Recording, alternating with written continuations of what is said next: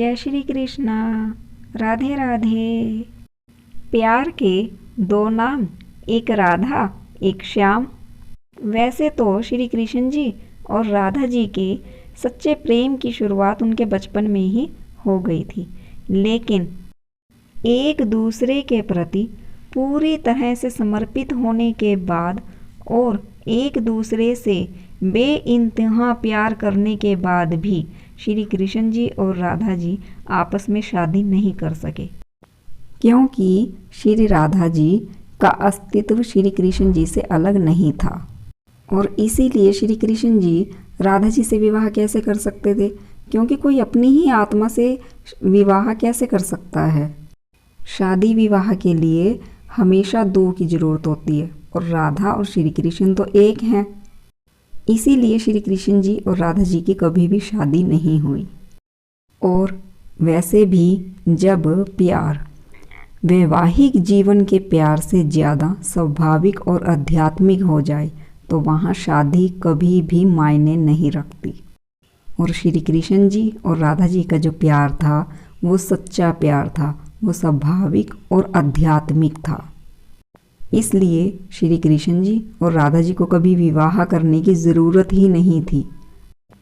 राधा श्री कृष्ण जी के दैवीय गुणों को जानती थी। राधा ने अपनी पूरी जिंदगी श्री कृष्ण जी के स्मृतियों को अपने मन में बसा के रखा और यही उनके रिश्ते की सबसे बड़ी खूबसूरती है।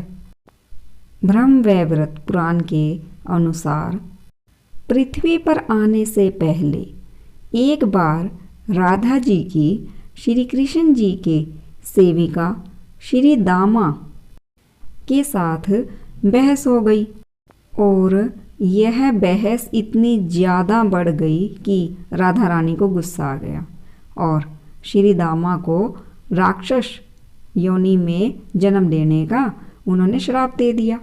लेकिन बदले में श्री दामा ने भी राधा को श्राप दिया कि वह एक मानव के रूप में जन्म लेंगी और अपने प्रियतम से 100 सालों के लिए बिछड़ जाएंगी।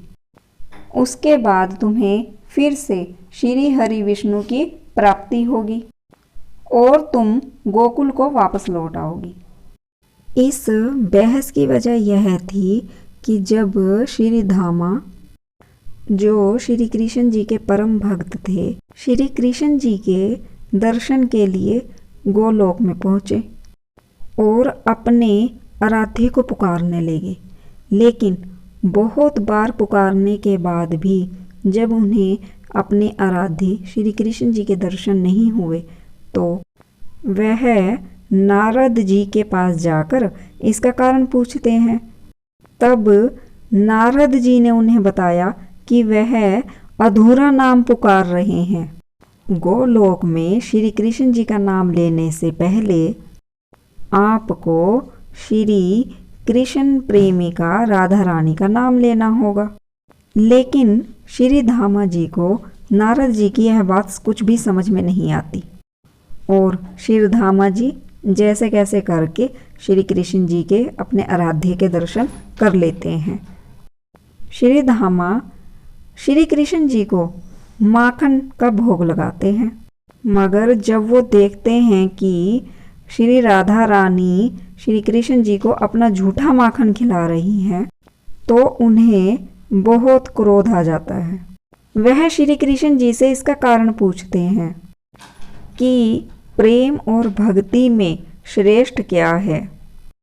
तब श्री कृष्ण अपने भक्त को द्वारपाल बनाकर खुद विश्राम करने चले जाते हैं और फिर वहीं सोचते हैं कि प्रेम और भक्ति में क्या श्रेष्ठ है। जब श्री कृष्ण जी की समझ में कुछ नहीं आता तब वह श्री राधा को याद करते हैं और राधा भी उनके पुकारते ही दौड़ी चली आती है, मगर श्री धामा उनको अंदर नहीं जाने देते। उन दोनों में तर्क वितर्क होता है और जैसे ही श्री राधा श्री कृष्ण जी के कक्ष में प्रवेश करने लगती है, श्री धामा उन्हें श्राप दे देते हैं 100 वर्षों तक श्री कृष्ण जी को भूल जाने का। यही श्राप श्री राधा को श्री धामा देते हैं। इसी कारण से श्री धामा के श्राप के कारण श्री राधा को मृत्युलोक में पृथ्वी लोक पर आना पड़ता है। श्री कृष्ण जी भी अपनी राधा से मिलने के लिए पृथ्वी लोक पर जन्म लेते हैं, लेकिन राधा को अपने गोलोक की कुछ भी बात याद नहीं होती।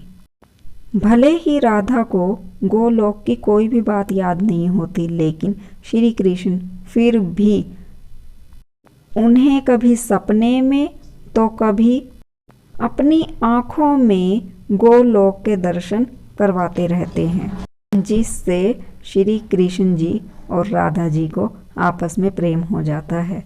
लेकिन श्राप के कारण उन दोनों का कभी भी विवाह नहीं हो पाता।